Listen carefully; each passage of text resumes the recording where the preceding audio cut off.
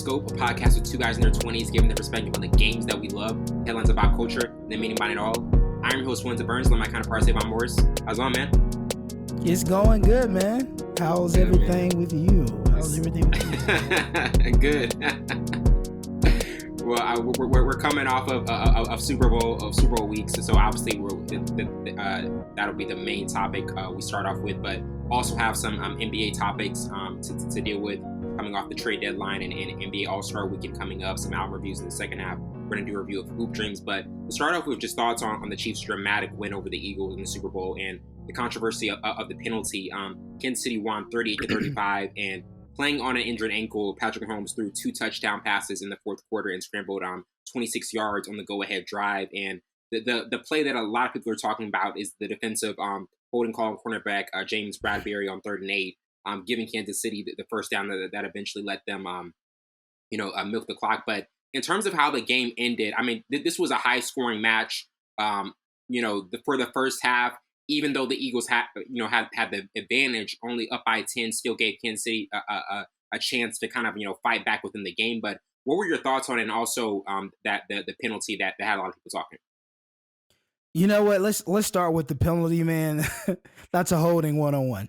That's you get a 5 yard. Yeah, you get a 5 yard grace period when a PI is involved. That was blatant holding call. So let's take that off the table, and you got to look at what contributed to them not being able to win that football game. First of all, their defensive coordinator, who just got a starting head coaching job, Jonathan Gannon. I mean, terrible calls. Yeah. He rarely blitzed Mahomes, who had, like what you just mentioned, who had a bum ankle, who wasn't as mobile, and who actually got hurt prior to going into the halftime. So pressure. We didn't see it. They didn't allow zero. They allowed 0 sacks that game. Hats off to the Chiefs offensive line. But what happened to Fletcher Cox? What happened to Graham?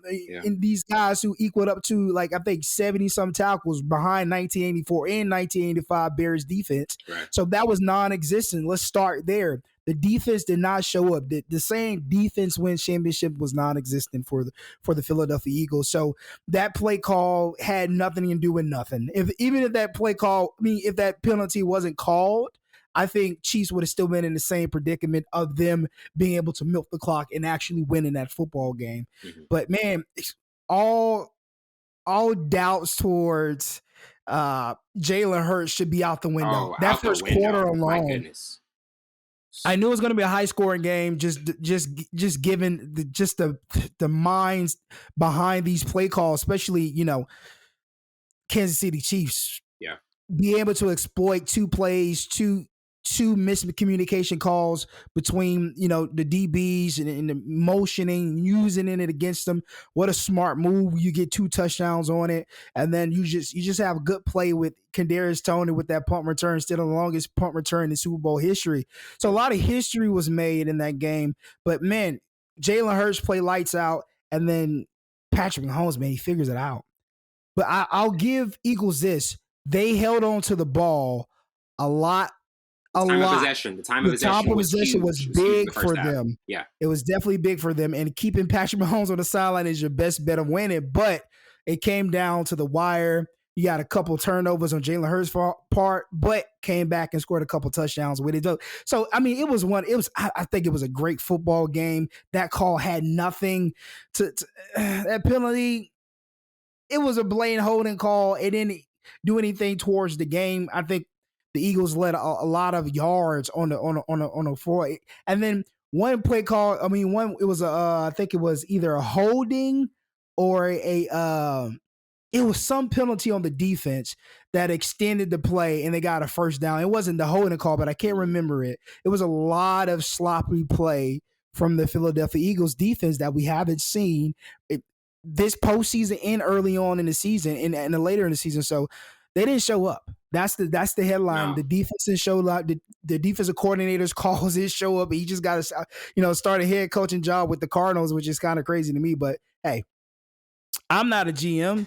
I'm not an owner. GM Savon more. Because if you gave up 35 points, given it's Patrick Mahomes and Andy Reid and all those guys, given, but you shut down a 49ers team. Obviously, you hurt 3 quarterbacks. Right. I mean, 2 quarterbacks and a half. Christian McCaffrey got back there, and you kind of stalemate these other guys. Like there's ammo to fight. Like you had a fighting chance against Patrick Mahomes, and you didn't show up. So that's the penalty that they need to think about. The penalty that I didn't show up to the game.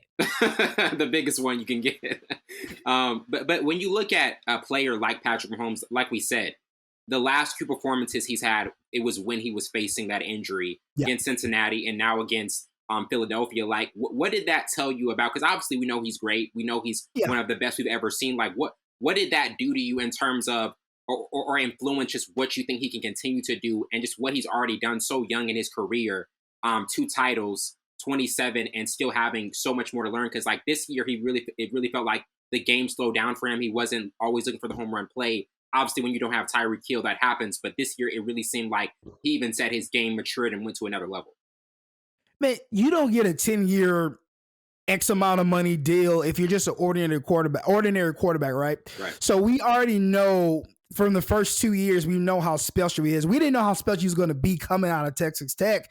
We saw flashes of potential that could have been groomed, that he got in a situation where they needed him firsthand, immediately. Yeah. But just thinking about what he does on that football field and giving the wide receiver core. I talked about this all throughout the season about that wide receiver core is different. Given you still have Travis Kelce, who's a wide receiver, tight end, mixed in one.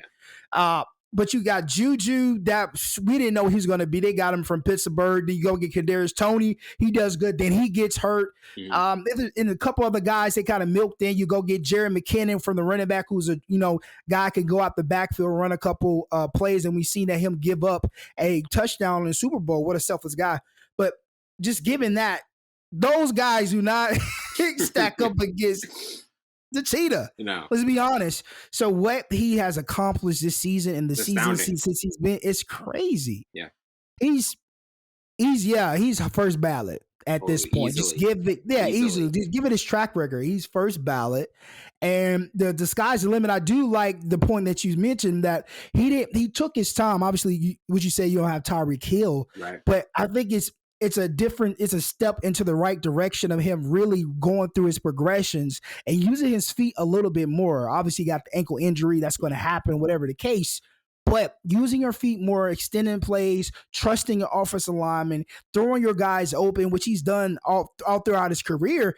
I mean, he's touched the ceiling in my eyes. Like, what more do we expect from Patrick Mahomes that he's not already accomplished? He has nothing else to accomplish. If he doesn't win another Super Bowl, he's first ballot. He's good. If this was his last Super Bowl, he's good. That's crazy. Well, he's been in the league for 4 or 5 years now. That's 5 years. Crazy. We've never seen that before. Tom Brady he had to get the reins before he became a great. This guy. From the jump, he gets in. I'm glad we're talking about this, Wellington, because I'm going to reference this to Michael Jordan, LeBron James. Let's do it. Let's clip it. So when you go through this, LeBron, Mike had to get to the glory. He had to go to college, do all this stuff. Then, like X amount of years, he became the Michael Jordan that we know now, right? Yeah. Patrick Mahomes came in, killed his first season, been to multiple AFC championships. Every year he's been in AFC championship. Super Bowls, missed one, both MVPs of the Super Bowl, was MVP of the league. He has not been in the league more than 6 years. Yeah. That is insane. Nobody has done that. Nobody has a track record like Patrick Mahomes in this early on in his career. The guy is going to, if he... You think he can be the GOAT one day? Man, because I think he's going to break some records. He's going to break some records, man. You can just tell. 10 years, but my thing would be for him, will he get tired of doing this? 10 years. He has a 10-year contract already. And it's how is he going to look at that end of that 10-year run? And does he care enough, like Tom Brady, to go after records and get more Super Bowls? You already got 2, bro. That's a quarterback's dream to just get 1. You have 2 already. More? That's a bonus. So now you got wear and tear on your body. Like, you got a lot of things to think about. So I think that's the aspect of his career he's gonna later down. He's gonna probably have to think about. But if he does stay the X amount of time, like Tom Brady, yeah, he's the GOAT. He's gonna be the GOAT. Yeah, definitely. He's gonna be the GOAT. And now getting to also, because the conversation hasn't just been around Mahomes, but it's also been around Kansas City and what this team can do if they can end up being a dynasty. 2 titles within the last 4 years, like we said, been to the last 5 AFC championships. In terms of what this team can do in a packed AFC, because like we said, Cincinnati is still going to be there. There are teams like Buffalo, Lamar Jackson coming back with Baltimore, Justin Herbert, even what we saw with Trevor Lawrence with Jacksonville. Like, what are your thoughts on what this team can do going forward in the AFC? Because like we said, when you have a guy like Mahomes, you're always going to have a shot. But we also have to acknowledge that there are other elite quarterbacks in the AFC who are going to try to make a run and get to this point next year. I mean, the same thing was with Tom Brady. You had Peyton Manning. You had Phillip Rivers at some points of his career. Yeah, you got a lot of guys in AFC that, you know, were good quarterbacks who play really, really well against Tom Brady. Yeah. And I hate to compare these guys, but Tom Brady's the GOAT. This is what the ladder you have to reach to be the greatest quarterback of all time, the greatest football player of all time. And I think they have that remnants of the Patriots. I think they're the new dynasty. Yeah. Just give them, because you look at what the Patriots do on a year basis, they fit pieces into their system. Right. They fit pieces. They fit pieces. What is going on? Wow. Pieces. They fit the pieces. They fit the pieces in the organization. They fit the pieces in the organization. I'm tired of saying that now. And they find guys that align with the system, right? Yeah. Kansas City Chiefs has done that. Tyreek Hill gone. A lot of guys hurt. DeMarcus Robinson's gone. You get Juju. You got Travis Kelce was the silver line, and the running game is shaky. Whatever you go get. They find pieces on defense. Will they re-sign Christian Jones? Will they re-sign Frank Clark? The back end, like who? You know, they have a lot, but they figure it out.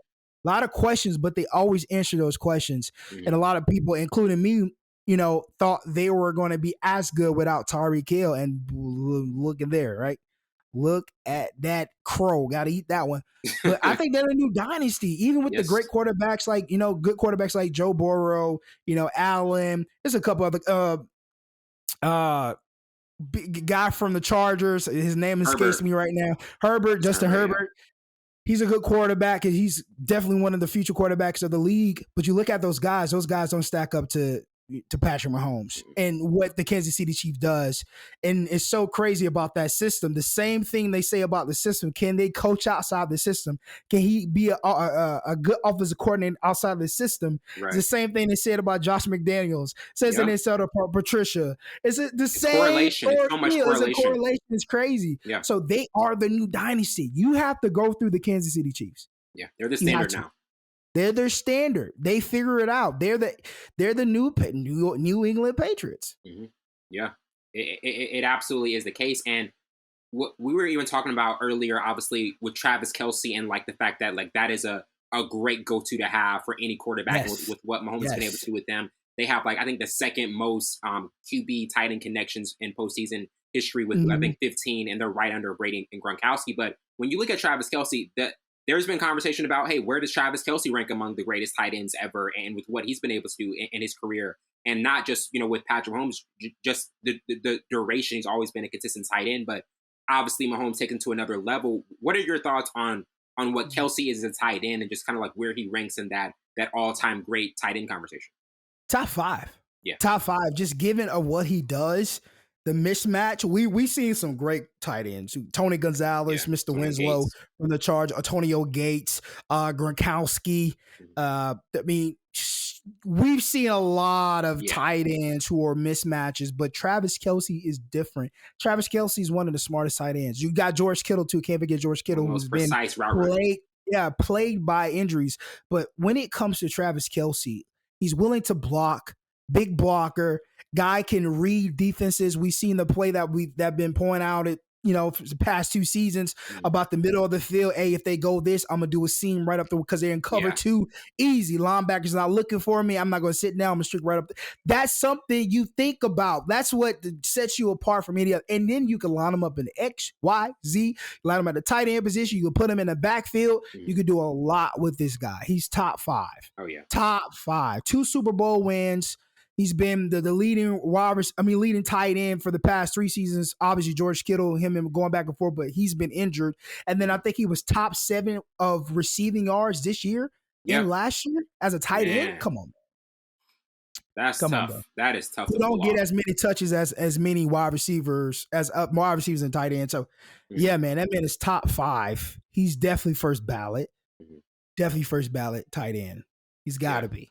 There's no other choice. Yeah, no choice about it. And also, before we move on, like looking at from the Eagles' perspective, because like we said, Jalen Hurts had one of the greatest quarterback performances we've ever seen in the Super Bowl overall. He just everything he did, even when they were down by 8, he brings them back. They score a touchdown, 2-point conversion. He every time he needed to deliver, he stepped up. You know, he was one of those players that was constantly answering the bell and just did not take a step back at all. But in terms of the Eagles and the NFC, I feel as though like the AFC is more packed, but the NFC, like I think they can have a great shot to continue to compete and get to this level. What are your thoughts on their chance of getting back to the same stage and what they have to do to not only get to the Super Bowl but actually win one?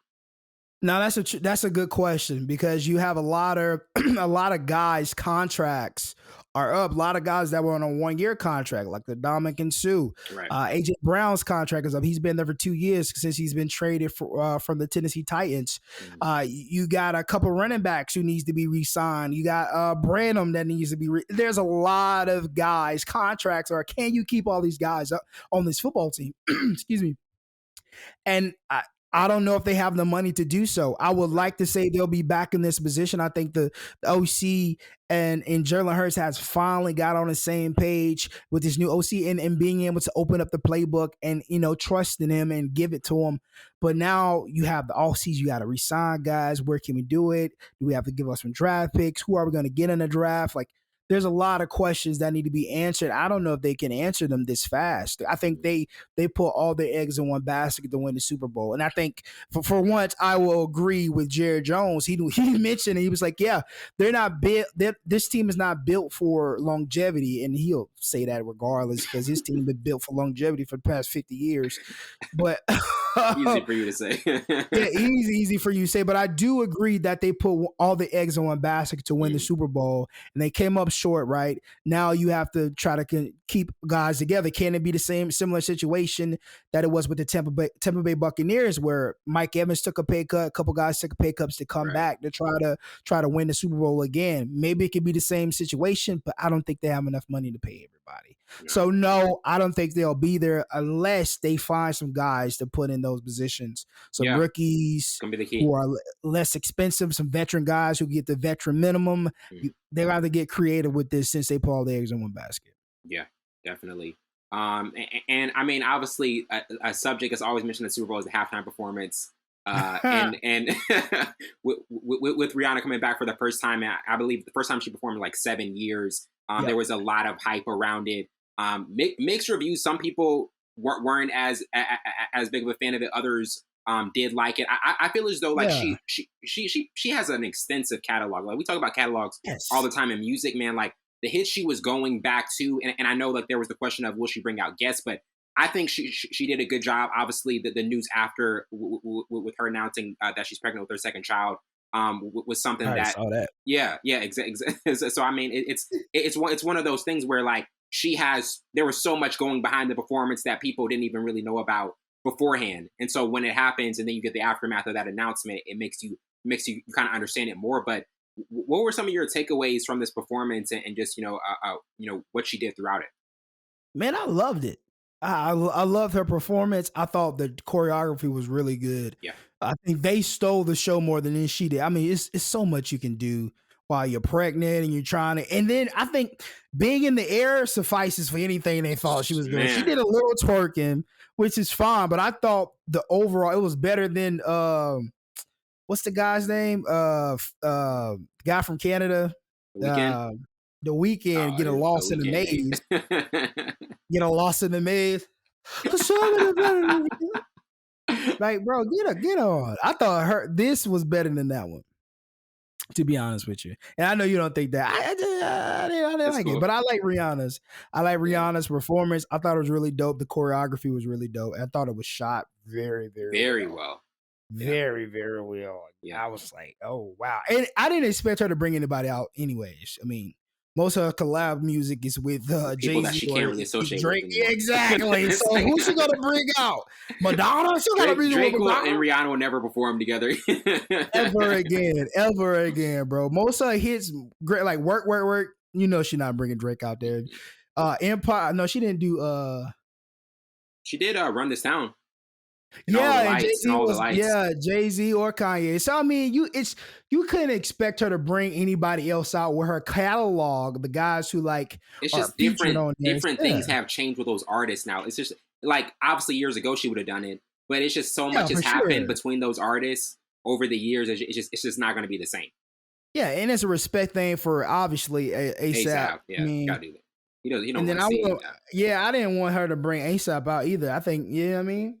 So I thought it was a good performance. Yeah, it wasn't the best, right? No, but I thought it was a good performance. No. I thought it was good though. Definitely. And now transitioning to the NBA, obviously this was a packed trade deadline with a lot of moves happening. Obviously, Kyrie going to Dallas. Now us, and then D'Angelo Russell heading back to the Lakers. Also Jay Crowder going to Milwaukee. KD to Phoenix, which was the biggest one. And I feel as though with Phoenix, they were kind of middling for most of the season. And the reason I would have them as the trade deadline winners is because like Chris Paul, he really needs that extra person to kind of like take the pressure off him of scoring. Chris Paul is in the perfect position to just facilitate, do what he does, be a floor general. Devin Booker doesn't have as much pressure. Also, in KD, he's going to be the main scorer. But what are your thoughts on which team that you kind of felt as though won the NBA, won the trade deadline, and really put themselves in a position to compete going further? I say two teams won. Obviously, we have the Phoenix Suns to be able. And we talked about this beforehand too. If Kyrie or whoever went over there, will they be able to keep DeAndre Ayton? They were able to. I think what was huge. That's why they won. KD is a great guy, but you're gonna need that 5. You're gonna need a rebound guy. Guy's gonna be you'll need that big guy. So I thought they definitely won, but. How to give up Mikal Bridges and Cam Johnson. Yeah, I think that was a good investment. I think they have enough for KD to be enticed to stay. Yeah. Now, and then Jay Crowder going to Milwaukee, I thought was big for them. I thought it was big. I think he's a good two-way basketball player. He'll give you some 3-point shooting down the line, especially in the postseason. I thought it was a very strong ad, given Middleton's history of being injured and not being present when they need him the most in the postseason. So I think having Jay Crowder, who's vaguely hurt most seasons. Right. So I thought that was a big pickup. The loser, though, obviously, Dallas Mavericks was the biggest loser in this because Kyrie's leaving. I mentioned this in the last episode, Mr. Greco and Micaiah, but we're like, they just got a rental. They literally just got a rental. No, for real. I knew it was over when he said, I don't want to make any comments because it's going to distract from something. He was saying that they asked him about his what he's going to do. Is he going to resign? He was like, I don't want to answer that because I think it will take away or be a distraction of something. And I was like, yep, he's gone.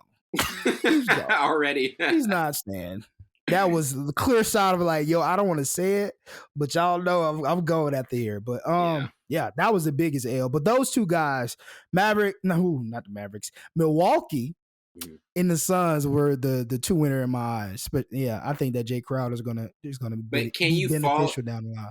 But can you fault Mark Cuban for trying to go into that that win now move for Luka this postseason? Because I don't think he wanted another postseason where Luka was just gonna flame out and be the number one option and the only one option as a scorer and look around and be like, I don't have as much help.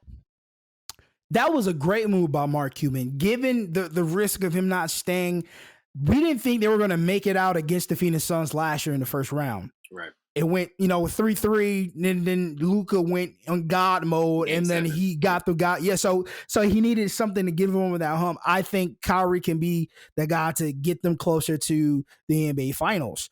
But knowing that this is not his desire to stay, he wants to be in LA. I did not mean to rhyme. But ours. I think it was a big risk. But if, like you said, if we want to get Luka to stay long term, we have to show him that we're willing. And this is the same thing with LeBron James. The Cavaliers didn't do things in the right way to keep LeBron there. Yeah. They didn't do enough. So Mark Cuban is like, I'm not gonna make that mistake. I'm gonna get you guys. I tried with Porzingis, that didn't work. He tried with last year. He had a new guy. I forgot his name. Kemba Walker was there. Oh yeah. Wow, Kemba Walker was there for us. That was a short stint. He's trying, bro. Bus stop. What do you mean? What are you talking about? Next stop, whatever, ever. Yo, man, bro, that was I literally forgot about that. I literally bro, was with Dallas at one point. Man, at one point. Literally at one point. One stop.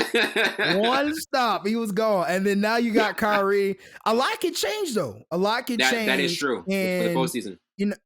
A lot can change. They can, in the offseason, hey, let's hang out. Let's do this.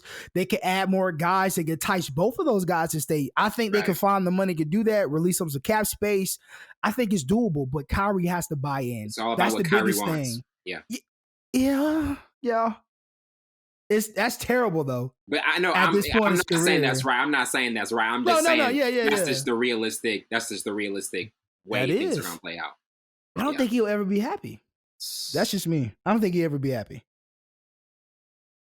That's like that is really like to even think about that though, because I think there's a few NBA players. It's like when we look around at the like cornerstones. Giannis, I think he's always gonna be happy in Milwaukee. Steph, he's always gonna be happy in Golden State. Yes. It's just certain guys you look at. It's almost a contrast. There are certain guys who are like just cornerstones in their franchise. They're always going to be happy where they're at, and then other guys they're just always going to like move from destination to destination. What are you searching for? What are you going after? If it's activism, get out of basketball. Yeah. If it's basketball in activism, you got to choose your battles, right? If you want another NBA championship, you got to stay put. You got to buy in somewhere. Got to build something. Yeah. You left a good situation with the Cavaliers. You went to the Celtics, and I hate we always go down his resume. Go to the Celtics for a year, can't lead them. You get hurt, can't lead that team. Then you go to Brooklyn, and it's just an array of things happen with Brooklyn. Now you are in Dallas, and I know you don't want to stay because you want to go to LA, but the owner is so vindictive, he sent you to Dallas. I wonder why. Hey man, you gotta find your why, because I don't think he knows anymore. And now getting to kind of thoughts on the NBA All-Star selections, obviously with the All-Star game coming, All-Star weekend coming up in Utah, and we have Team Giannis and Team LeBron. Something that kind of stood out, especially with the East and their kind of front court players, was that everybody knew that one kind of like really elite player was going to get left out of the starting lineup. Giannis, KD, and Tatum were all included, and Joel Embiid was left out, kind of, even though he's averaging 33 points, 9 rebounds, and 4 assists. But the one argument against him is that, he has missed 12 games. The availability has been a question at times. But what are your thoughts on the All-Star selections from both sides? And has, kind of anything stood out to you, or has it kind of been what you would expect from this year's lineup? I was surprised Kyrie made it after all his,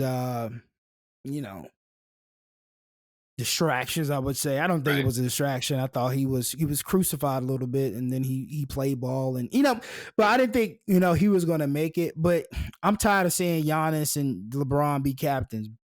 Like, switch it up, bro. Yeah. I like Zion finally got in the starting lineup. I thought that was a really good. He played really good. Then he gets played by another injury. Hate that.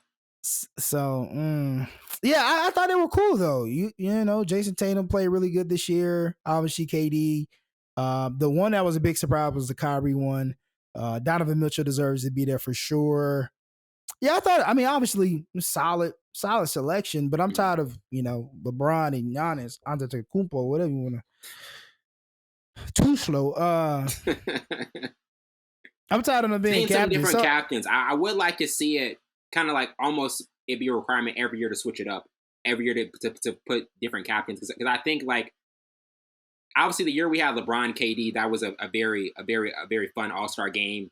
Seeing because we've seen those two against each other in past finals. But I do think like it would make, because it's almost becoming like so routine to hear those two names as All-Star captains that it kind of gets old and played out. And I think for All-Star game, you want to keep it inventive and just kind of still new in certain aspects.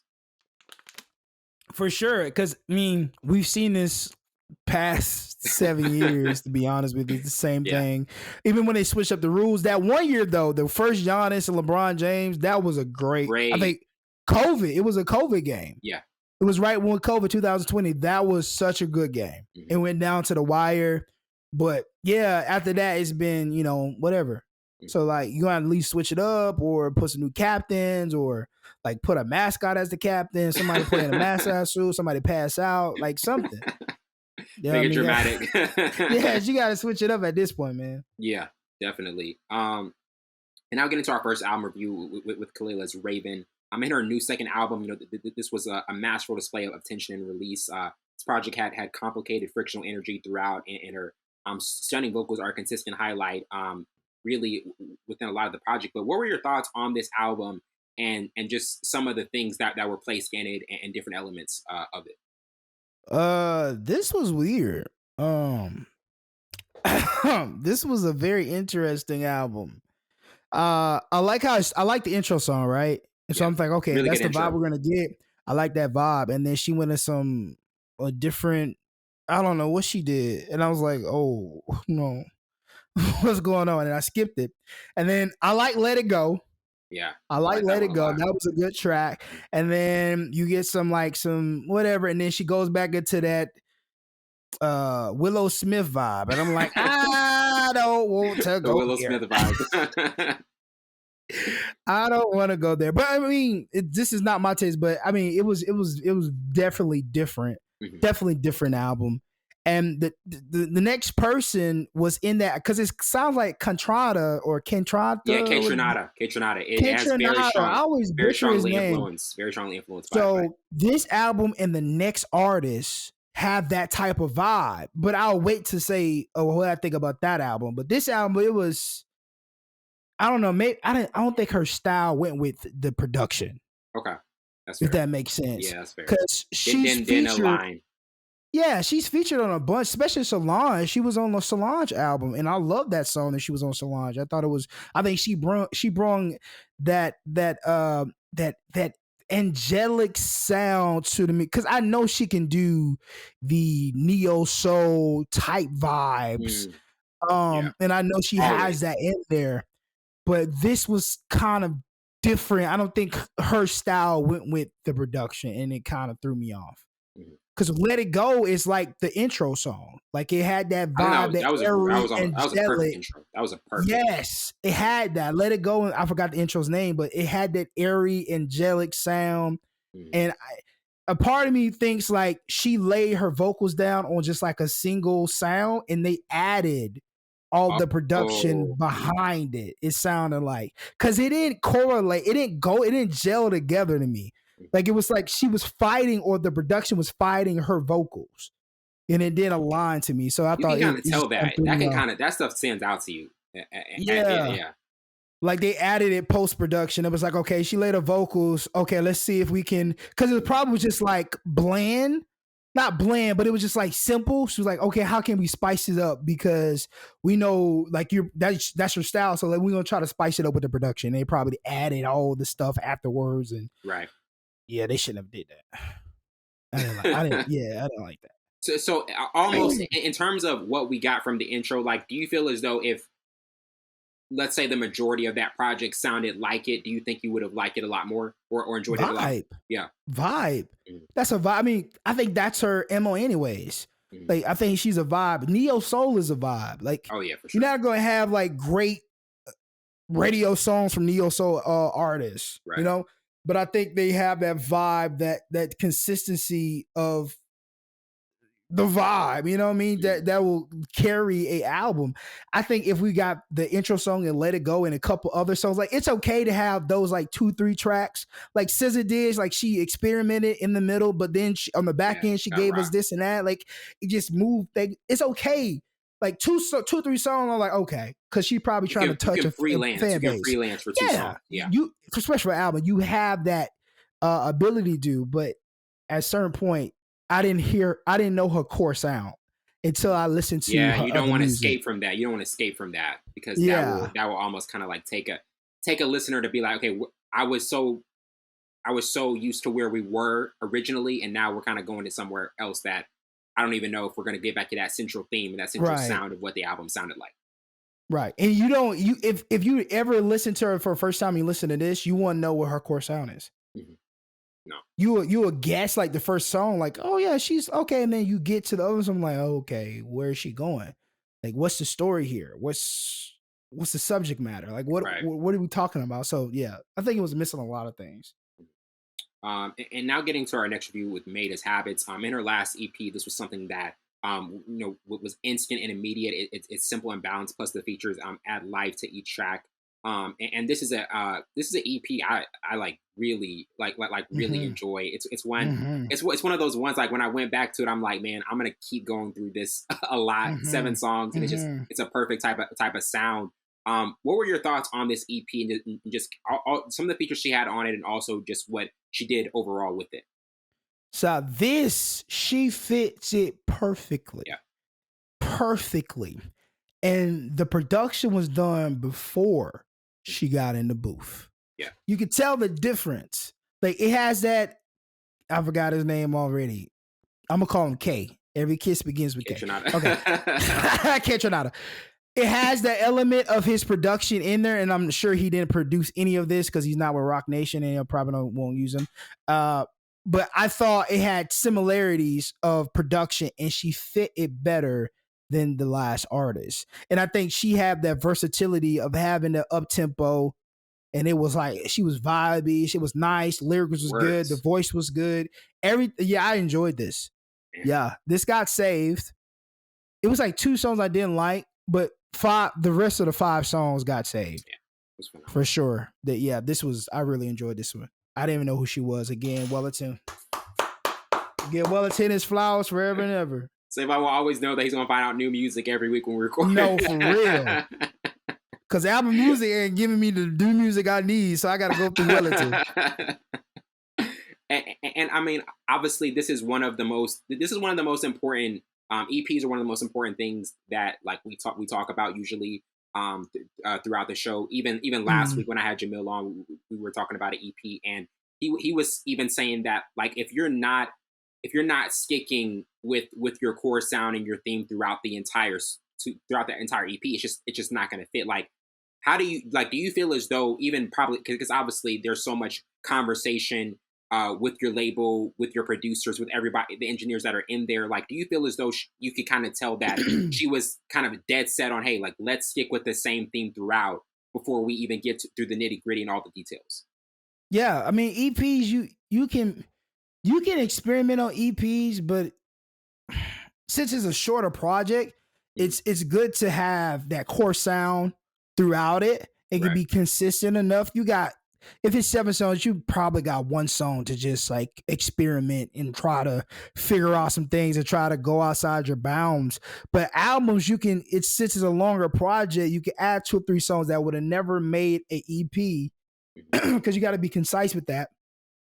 And I think this one, she really was concise with her core sound, with the production. I think production was really good, and she fit those beats. You could tell the difference when somebody doesn't belong on it. And I thought it was great. I'm getting old, man. I thought, I really enjoyed it, but I do think if whoever in our team or the AR, whatever, they did a really good job of making sure her core sound was felt throughout this EP. It was, definitely spot on. It was definitely enjoyable. It got saved. If it gets saved, it's good. And I'm going to be listening to it a lot this year. You better know. Like, you put me on, Alex. Alex Isley. Alex Isley. Yes. Yeah. I listened to Good and Plenty, Lucky Day and Masego remix. Oh Man. my gosh. Oh my goodness. Oh my. I was like, where did she hide this at? I like this. But nah, yeah, she's dope. Yeah. So yeah. Definitely. Yeah, if you get saved, you're good. And now getting to our next review with Daniel Caesar's second single, Let Me Go. In this new single, which is the follow-up, Savon is already shaking. This ain't it. Savon is already shaking the head. This is his second single following Do You Like Me? And this was more of a slow down tempo joint that kind of finds Caesar reflecting on an emotionally draining relationship that he's struggling to end. And he also announced that his next upcoming album is dropping April 7th. And Savon looks not enthused about what's coming in April. Absolutely what did you think? not. First of all, I'm gonna ask you this question. Yeah. Was this a single or album song? Oh, album song. Album song. Why do they do this to us, bro? Why do they do this? What is we going on, keep saying it every bro? week. Keep saying it every week. It is not a single song. Stop dropping album songs that you would and your intentions to be single. Come on, man. It's like he lost that luster. I think what made him such a good artist in the beginning with Fruity and in some of his early EPs, I think he had the element of gospel in there. Ooh, we see that throughout that first album. Yeah. The second album, it wasn't good. He's dropped some couple singles before that. I thought Who Hurt You was a really good track. And then he just got away from that. And then this one, I'm like, yeah, it's okay. It's not a bad song, but it's okay. It's nothing that's blowing me away. So it's not making me, if you drop this, and I think he has like 15 to 16 songs on his album. If you drop this one, that makes me feel like the other songs you have are not fire. Right. Or maybe y'all dropped the wrong one and I find a fire one. Because I'm going to listen to it because it's Daniel Caesar. Yeah. But it's one you're going to tune into. It's one you're going to tune into, but you're still kind of skeptical of what he's put out before it. Because he dropped 2 of them off this album. Yeah. And both of them were just okay. So it doesn't make me eager to listen to it, because if you drop this out of the rest of the 14 songs, I don't think you got fire on here. I think you lost your luster. You're a Bryson Tiller. And I didn't want to say his name. You said it again. We said it countless times. But when can you tell, when an artist that you've loved in the past and one that you consistently just went to has kind of lost that certain touch with their music that kind of always drew you in and made you go back to it? I mean, it's because you'll give an artist the benefit of the doubt when it comes to a new album. Okay, it wasn't, but if you lost connection, okay, we're good, reconnected. But if you give us consistently not great tracks, you're gonna be okay. And then he took a hiatus for a while. He got the braids back. He got braids now. You need to go back to the dreads and the dirty teeth, and he gonna be golden. He gonna be back to You Are the Best Part. That's what he gonna be singing again. Bro, those tracks are are universally God sent. It doesn't matter tracks. Where you are. Yep. Where you could be in Japan. You on the best part. It's gonna, but now you can't touch that. You did this. Yes. And you haven't even got to you're not even Bryson Tiller syndrome, bro. I'm sorry saying. I hate it had to be him that we had to stamp the name on, but it's got to be Bryson. Who else can we put on? Yo, nobody bro. Everybody else has stepped to the plate when it comes to it. They dropped the fire first album and they kept doing consistently. It. Yeah, y'all didn't do it, but he did make up for it with the last little EP or project he put out with Sorrows, Out of Time. Man, I like Anniversary. Yeah. I actually like that. Interlude. Yeah, I thought that was really good. He made up for that, but that wasn't an album though. You got to make up with an album, a full length album. It's full scope. We talk about the albums. Yes. This is what we want to talk about. He been on a hiatus too. Yeah, man. Come on, Bryson. I would be too if I can't hit right. Hey, I just want to step back. I'm gonna let y'all cook. Yeah, I'm gonna let y'all listen to my own music, reminisce. And now get into our last single with Secily. I'm gonna use the Savon. God dang. God, I'm not gonna say. Hey, don't do that. I did that because Tyler was on here. All right, I did that because the Bishop, old Tyler, Bishop Dawan. No, he was on here. But now, you funny for remembering that. That's cold blooded. Cold blooded. I remember too much. People tell me once, you remember too much. I'm like, okay, I'm not gonna say anything. I'm gonna keep it in the vault. Yeah, okay.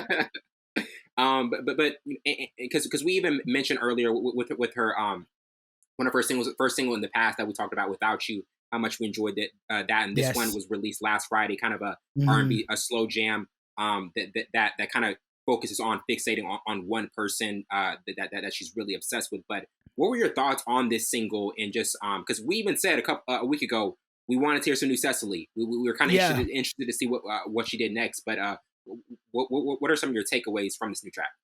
I'm ready for an album. Yes. She got some good versatility. Yes. I thought she showed that because I don't think she's originally an R&B artist. Like, she can go in that pocket if she wants to. I think she has a different style that she'll probably enhance. But I think she can get in that pocket real. I thought this was definitely a single song. I thought it was a single song. I really enjoyed it. I thought she had different ranges in there. I thought the melodies was really good. I thought the production was really good. Yeah, I'm ready for an album. I'm ready to see. I'm gonna tell you. I know we do every year about who we're excited for. Yeah, Cecily's on that list of albums. Yeah, I'm ready for a Secily album this year. I want to see her be creative. I want to see her with a concept. Yeah, I think. Yeah, I'm ready for it. I think I'm ready for it. This single got me excited. This single got me excited for an album, man. She got to deliver. Yes.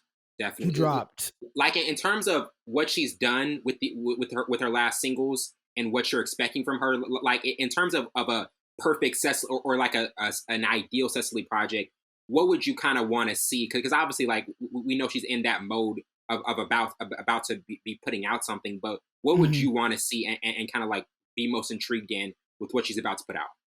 Some creativity, man. Concepts. Yeah.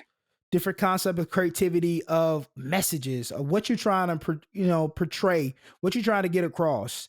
And I think that's where you start at. And then I think she has the versatility to go in different pockets. So I think she's fine there. I'm just looking for a full length. Am I going to get, like, obviously with singles, you play them 3 or 4 times. It's already in your system. Okay, this is really dope, blah, blah, blah. This is one definitely was on repeat. Yeah, a longer project. Am I going to get dull with your voice? Are you going to stay in the same pitches? Are you going to switch it up? What can you bring to the table? Like, that's what I'm looking for. Like, can she keep the listener's attention throughout a whole full project? Right. If it's 10 to 15 songs, like with 10, 15 songs, we give you 3-song grace period. You got 3 songs to be terrible or just mediocre, right? We're looking for those other songs to be either some good ones or some bangers. Yeah. We give you that grace period of those tracks. But if you don't come with it, like, because I gave Daniel Caesar in the other album, Case Study or whatever it was, I gave him 3 songs. And then they were terrible. They were really terrible. I didn't enjoy it at all. Like J. Cole's. I gave J. Cole a 3-song grace period. With the off season? Yes. And I did not like it. It's not even saved, bro. Oh man. Not Cole missing out on bro. He is in my top 5. Yeah, I know. You're big J. Cole fan. Yeah. It's not saved. That new track was cool, but it's not saved. It's not gonna stand. Yeah, it's not gonna stick with you.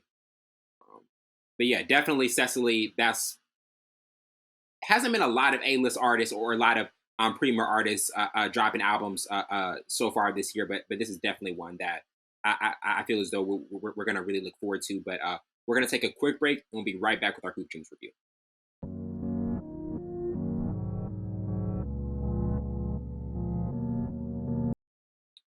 Welcome back to the show. Now we're getting into our review of Hoop Dreams. To start with the overview, Hoop Dreams is a 1994 documentary film directed by Steve James, produced by Frederick Marx, James, and Peter Gilbert with Kartmequin Films. It follows the story of 2 black high school students in Chicago and their dream of becoming professional basketball players. It had a budget of $700,000 and brought in $11.8 million into the box office. And this had an extremely high rate, 98% on Rotten Tomatoes. But what were your thoughts on this documentary kind of being one that was, a rich and backstage tension and social inequality being focused on, because a lot of times we get documentaries like that, but this one was even this is one that I go back to a lot, because you have two guys who are two players that are in two different environments, one in public school, one in a private school, but the expectations are completely different, and they're still kind of going after the same goal.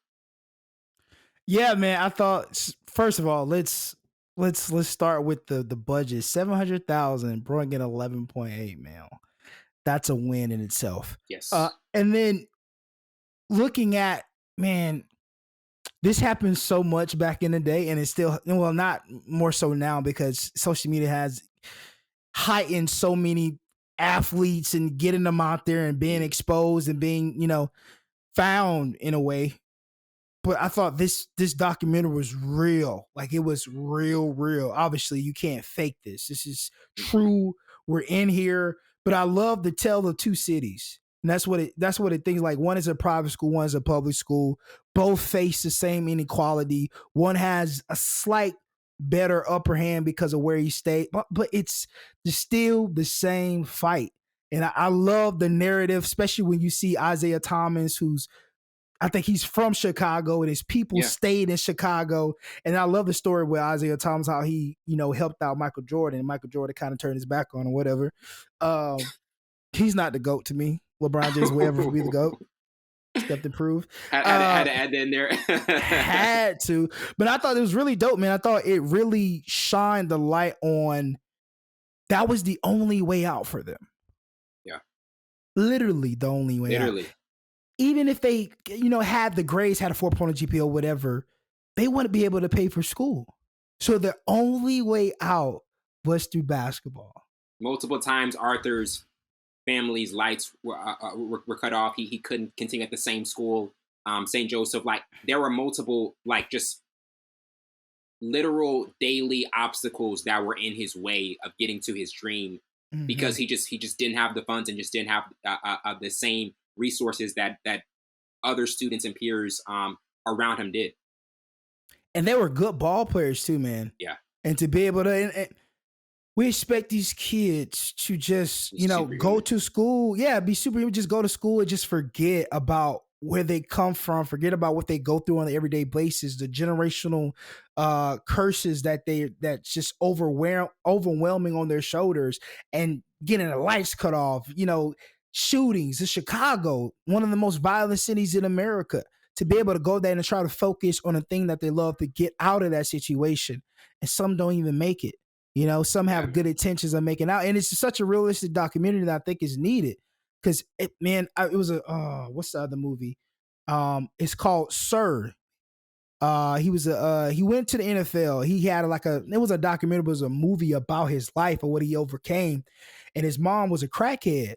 And I know I'm going through this. She named him Sir so everybody would respect him. Wow. His real name was Sir. I forgot it. He was either a wide receiver or DB. He actually made it to the NFL, and they made a movie about him. And I thought it was really dope because where he come from, I think he was from Detroit or Chicago. It was one of them. So just being able to, some people make it out, some people don't make it out, but this documentary really shines light of what really goes on in the hood, in those schools. Even if you go to a private school, you still go back to the same situation. I digress. I'm sorry. No, it's so real, because that is literally that's another thing that stood out to me in this documentary, is that how just so many don't make it to that position. We always on every episode we talk about the athletes that have made it, the ones who are playing at the highest level, but the hidden stories and the unknown ones are about the people that actually don't make it. And this one, I love how it puts the spotlight on two kids that are in kind of different environments going through that. But getting to our first topic, from 1 to 4 stars, what would you give it? I would definitely give this documentary 4, because the humanity of it, and at the core, is just genius, and it really takes its subject seriously. Plus sees the context of what's going on. But from 1 to 4 stars, what would be your particular rating for this documentary? I'll give it a 4 stars. Obviously, it was shot in 1994, so you're not going to be able to see the more it evolve cameras and evolve shooting techniques, you're gonna get, the bare minimum. So I'm not tacking away from that. If it was shot in like this millennium or like 2000, then I'll be like, Yeah. 3 stars, but 4 stars. Yeah. Love the story. Love they kept it real. They show everything and everything. They didn't leave anything out. They gave it to you real, raw. I love that about it. And then yeah, just I mean these realistic characters, these real life people who are going through, especially I think one of their dads were fighting a drug problem. Yeah. Arthur's dad. Yeah, Arthur's dad was Yeah. fighting a drug problem. And I'm like, yo, that's so realistic. Like there's so many Mm-hmm. people like that was like pre-crack epidemic. So Mm-hmm. people still like, so yeah, I give it a 4 stars. I think it was real raw and they didn't leave any shortcuts. They didn't take any shortcuts for this documentary. Yeah. And I mean, like sometimes with documentaries, we can tell when there are shortcuts that have been taken. Sometimes they're kind of dancing around certain topics. Do you feel as though with what in particular about this documentary do you feel as though made it just so clear that there were no shortcuts taken and they really touched on everything that had to be addressed? Yeah, I think you could take any shortcuts when it comes to a documentary like this because when it comes to Chicago, everybody have the preconceived notion of what happens in Chicago, and you have to give that preconceived notion because it's real. It's what happens in, Yeah. but then it's a deeper rooted problem outside of the violence. It's the drugs. Outside of the drugs, it's trying to make it out in the environment. Outside of the environment, your dreams, sometimes your dreams don't come true. So they gave us real rap raw in stages of what what it's like to be a African American in America, one, and then to be able to try to get outside of your culture and still be sucked in from your culture. I thought Yeah. that was real. Yeah, man. I thought it was. Yeah, they did a really good job with this one, especially bringing that real rawness to the documentary. Definitely. And now getting to our next topic, favorite character. To me, like both both players stand out, but Arthur Agee, I feel as though with his situation, he kind of went through almost the longer journey because he was expecting to be at St. Joseph, then because of funds and just lack of money overall, wasn't able to stay there. Then has to go to a different school, and that second run he has his senior year where they make it, I believe, to the Elite Eight in their playoffs, and he really shines as a star and kind of gets close to that moment of being like the focal point of that team and that offense. I thought that was, and also his dad kind of going, his dad being a drug addict, his family going through very just adverse situations. I thought that was a very interesting character to focus on and put the spotlight on because he really was having to go through the longer journey between the two. But to you, who was your overall favorite character in this one, and the kind of the person who stood out the most?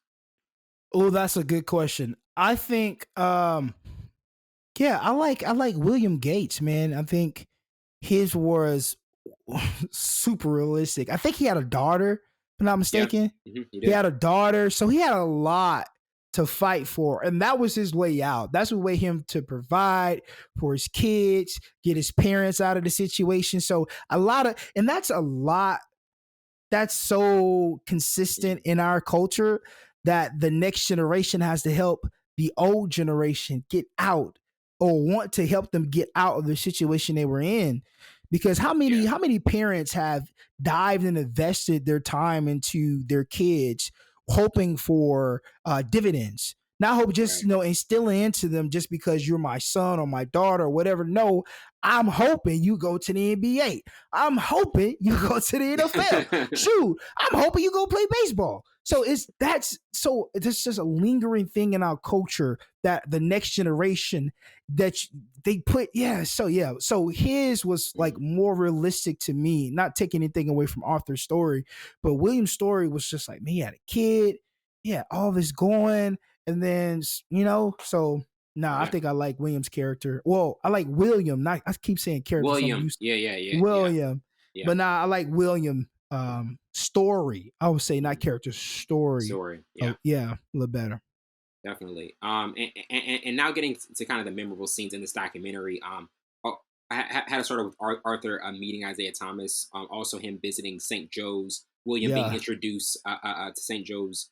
Also, William kind of coming up short in his last playoff run, and even the one of the before scenes, him finding about the injury and how long he was going to be out for the start of his senior season.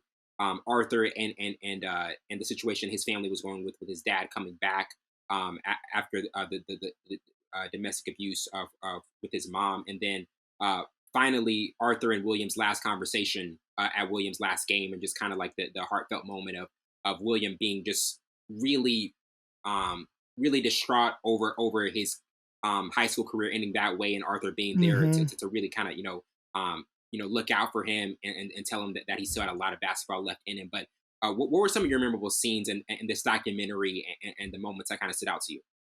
I think that summed it up when, again, I don't know. I just gravitate towards William's story more than I gravitate for often. Maybe because it's the private school thing. I don't know. But like, and then he got to meet Isaiah Thomas, man. I wanted William to meet Isaiah Thomas because I thought Williams' game was more aligned More with polished. Isaiah, yeah, to Isaiah Thomas's game. So it's just like, but anywho, but no, I think that scene Arthur really showed his true nature. Like, man, you still got a lot of basketball to play, bro. Keep your head up. Like, get just it's still in that positivity when they're so used to negative in their community and surrounding them. Because if I lose, I can't get to the next level or this and that. But I Yeah. thought that scene was really dope in the documentary because I don't think they knew each other, if I'm not mistaken. They didn't Who, know each Arthur? other. Arthur and Arthur and William. William? Did they know each other? I can't I I, remember. th- I think over I think time they knew of each other, but it wasn't yes. like as close. It Yes. wasn't as close because they were familiar, but it just wasn't like that tight bond. Right. Yeah. Because it's like, you always hear about the other great athlete Yeah, in your city or a your sign of state or respect. whatever. Yeah, Yeah, sign of respect. Okay, I heard of you, bro. Like, yeah, you tight. So just for them to have that makes the moment even better. Like they didn't really know each other, they knew of each other to be able to like give you that peace of tranquility, of just that literally the piece of peace. Like, bro, yeah, you got a lot of basketball to play, yeah. bro. A long way to go. Don't let this moment define you. Don't let this moment take away your dreams or your aspirations to get to the next level. That was one of the I best love that scene. scenes. Yeah, Yeah. absolutely encapsulated the entire documentary. And now getting to most memorable quotes I had. It hurt, don't it, from Arthur. Also, man, I never wanted to go out this way from William. Also, the last show, I'm trying to get it now. I'm striving for the same thing from Arthur. Also, as soon as you don't tighten one screw, everything falls apart from William. And then finally, I always felt that Curtis should not be living his dream through me from William. Uh, what were some of the memorable quotes in this one? Because that last quote I think is Curtis and Williams. Yeah. Their dynamic was huge to me in terms of Yes. what was affecting William and his mental state and just his mindset, I should say, his last year in high school. But what were your memorable quotes in this one overall? Excuse me. The ones you mentioned, of course. But it just this quote by William really made me like his story even more after he said he was like, that's why when somebody say when you get to the NBA, don't forget about me. And that's well, I should have said to them, if I don't make it, don't you forget about me. Mm-hmm. How many stories, how many guys who was supposed to be the guy to make it to the NBA or go to college or whatever, something happens, maybe they get in trouble, maybe they lose a scholarship, they don't have their grades, and people just forget about them. You a has-been, quick as that. That's our community, which I really hate about that. But I thought that was such a profound message within that. Like, even if I don't live up to your expectations that you have for me, don't forget about me. Right. Because this basketball doesn't define who I am. And they always define sports with these kids. If he doesn't make it in the NBA, he'll know by what he's going to do work at a KFC. If you don't make it to the NFL, you don't make it in baseball. It's the same cycle over and over till this day, right?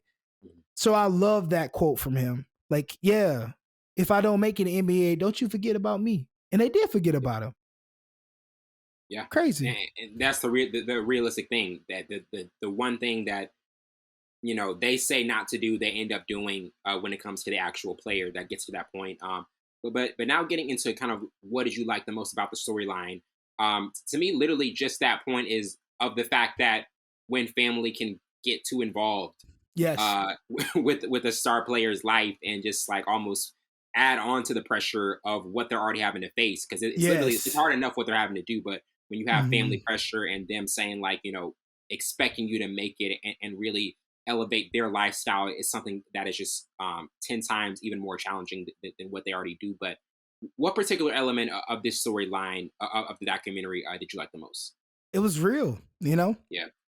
They didn't like I said before, they didn't do any shortcuts. They didn't try to paint a pretty picture. Right. Some documentaries try to swing the narrative. No, they really gave it to you raw. This is what these kids or these people in the community go through every day basis.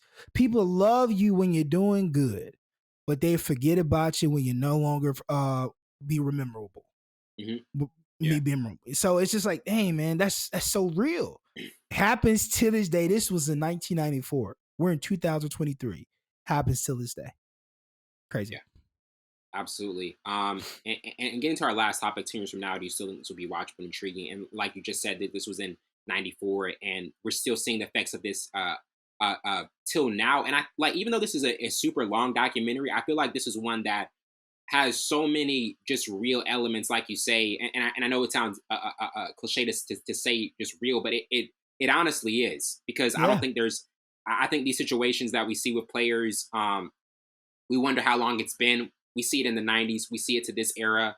We see it Yeah. kind of constantly circulating. Like, to those who have not seen this documentary, and ones that are intrigued by it, like what would you recommend as like the biggest reason to watch it and why it's really going to get your attention? I recommend these younger guys and girls who wants to, go play on the next level, go to the highest level of their sport, whether it's NBA, WNBA, hockey, it doesn't matter. Watch this film so you can realize when you're up, you're up. When you're down, you're down. The people around you when you're down, that's the true people. Yes. That's the true people. This will heighten your senses of like knowing who's really Who's in there my for you. circle? Yeah, or who is trying to benefit off you. Who's investing in you because they really want to see you succeed, or who's investing in you because they want to see dividends. They want something returned.